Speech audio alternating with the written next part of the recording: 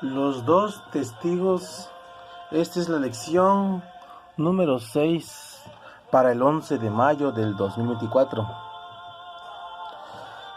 Este versículo es muy conocido. Isaías 48. La hierba se seca, la flor se cae, pero la palabra del Dios nuestro permanece para siempre. Este versículo es muy clave para el estudio de esta semana, ya que es un versículo que tiene mucho significado, ¿no? Y debemos tenerlo siempre muy en cuenta, porque, como sabemos, el título de hoy es Los dos testigos. ¿Quiénes fueron los dos testigos? Los dos testigos son el Antiguo Testamento y el Nuevo Testamento. Vamos a entrar de lleno al repaso de la lección. Tras la muerte de los grandes reformadores, la Reforma sufrió un estancamiento. Las iglesias reformadas se volvieron frías, rígidas e intolerantes. Estos cambios produjeron cambios políticos y filosóficos.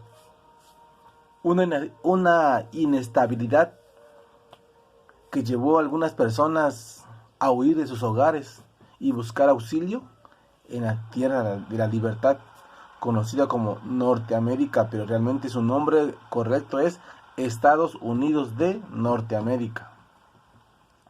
En Europa la crisis estalló en forma de revolución. Francia se alzaba como el primer estado ateo de la era moderna.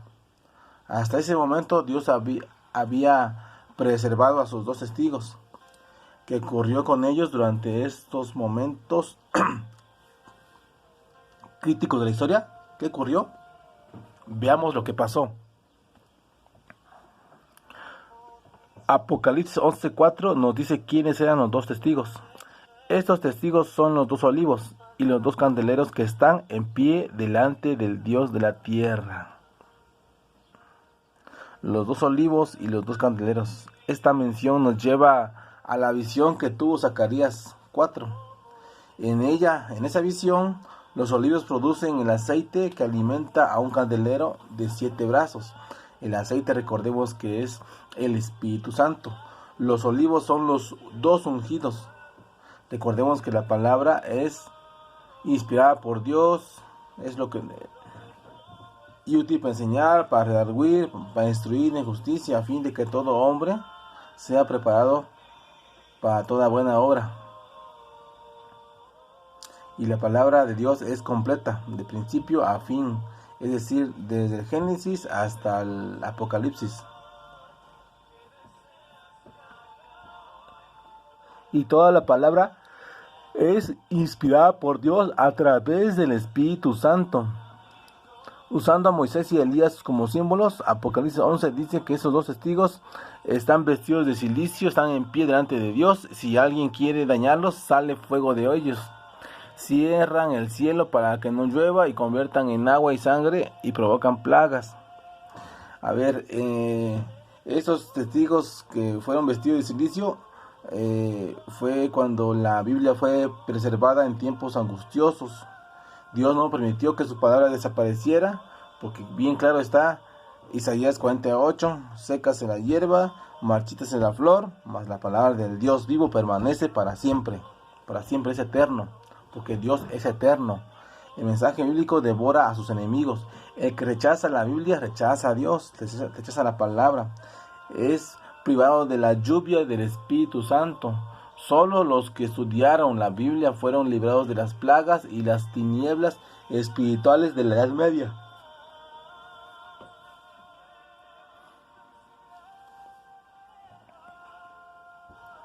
¿Durante cuánto tiempo dieron su testimonio? Apocalipsis 11:3 dice: y daré a mis dos testigos que profeticen por 1260 días vestidos de silicio. Es decir, los dos testigos dieron testimonio a través de los mártires, a través de las personas que fueron perseguidas. Y en el capítulo 11 de Apocalipsis comienza con una nueva visión del santuario celestial y de aquellos que adoran en el altar del incienso. El atrio del santuario celestial es la tierra, el atrio es el lugar donde se lleva a cabo, es el área, es el lugar donde se lleva a cabo la persecución, donde los gentiles incrédulos pisotean la santa ciudad, el pueblo de Dios, durante 42 meses. En ese tiempo la palabra de Dios estaría vestida de cilicio, grandes penalidades, y desde el año 538 la iglesia romana comenzó a imponer su tradición por encima de la palabra de Dios. Ahí es cuando comienzan los 1260 días y termina en el año de 1844, hasta llegar al punto de prohibir la lectura de la Biblia y condenar a muerte a aquellos que la tuvieran, la leyeran o viviesen según sus doctrinas. Cerca del final de este periodo, los reformadores dieron un alivio momentáneo a esta persecución. Bueno, porque el Papa fue encarcelado, ¿no? Fue detenido. Ahí sufrió la herida de muerte. Pero esta herida fue sanada. ¿Cómo murieron? Apocalipsis 11:7 dice que cuando hayan acabado su testimonio, la bestia que sube del abismo hará guerra contra ellos y los vencerá y los matará. Ellos se refieren a los dos testigos. Los dos testigos murieron. Yo diría agonizaron nada más, porque no murieron, porque acuérdense que la palabra de Dios permanece para siempre. Satanás y sus amigos, Satanás y su equipo estaban detrás de todos estos planes, estaban detrás de todos estos actos vandálicos, estos actos sin ningún valor, sin ningún amor hacia la gente, hacia Dios, y ellos trataron de exterminar o acabar con toda la palabra de Dios, y quemaron las Biblias en plazas públicas. Pero el amor de Dios, la palabra de Dios, estaba escrita en los corazones de los mártires, de las personas que sufrieron la persecución, y a través de ellos muchos también por ahí guardaron sus Biblias, y la palabra de Dios nunca desapareció, hasta hoy en día la tenemos. El abismo mencionado en Apocalipsis 11:7 describe el lugar donde moran los demonios. La bestia describe un poder político o religioso. Ahora, ¿qué poder surgió al final de los 1260 años? La Revolución Francesa, iniciada en 1789, dio lugar al denominado gobierno del terror, dejando muy claro que estaba detrás de este gobierno Satanás y sus demonios. A este gobierno se le denomina de tres maneras: Sodoma, Egipto, y donde Jesús fue crucificado. En este periodo la religión fue abolida, la Biblia fue prohibida y fue quemada. Entonces, ¿cuándo resucitaron y cuándo subieron al cielo? Apocalipsis 11:11 dice: pero después de 3 días y medio entró en ellos el Espíritu de vida enviado por Dios, y se levantaron sobre sus pies, y cayó gran temor sobre los que vieron. El 26 de noviembre de 1793, París emitió un decreto aboliendo la religión. Dicho decreto fue anulado el 17 de junio de 1797. Durante este periodo de 3 años y medio, Francia se regocijó y se alegró de haberse liberado de la tiranía de la religión y de haber acallado la voz de la Biblia. En lugar de quedar callada o destruida, la Biblia se alzó con más fuerza que antes. Las misiones protestantes llevaron el mensaje del Evangelio hasta los confines de la tierra. Y así la Biblia resurgió a través de los testimonios que dieron las personas. Y después, ¿qué fue lo que pasó? ¿Qué ocurrió? Apocalipsis 11:19 dice: y el templo de Dios fue abierto en el cielo, y el arca de su pacto se veía en el templo. Y hubo relámpagos, voces, truenos, un terremoto y grande granizo. Y a partir de esa resurrección de estos dos testigos comienza el último capítulo del conflicto cósmico, que es el tiempo del fin. En este tiempo